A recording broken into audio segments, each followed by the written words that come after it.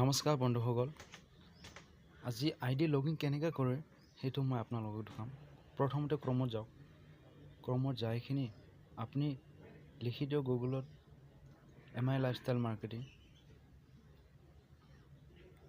লিখি দিয়াৰ পিছত খুলিব। তাৰপিছত এইটো জুম কৰি লওক।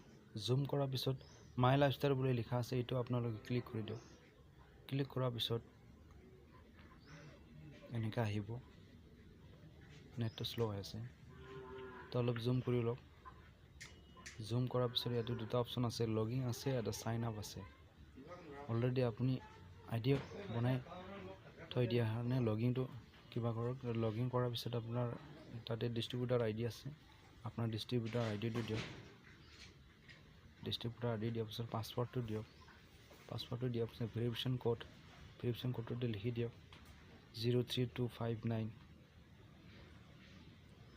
তাৰপিছত কণ্টিনিউ কৰি দিয়ক। কণ্টিনিউ কৰাৰ পিছত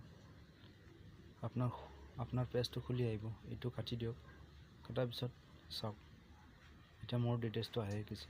ঠিক তেনেকুৱা আপোনালোকেও যদি আইডিটো লগইন কৰিব বিচাৰিছে, যেনেকৈ মই দেখাইছে সেনেকৈ কৰক।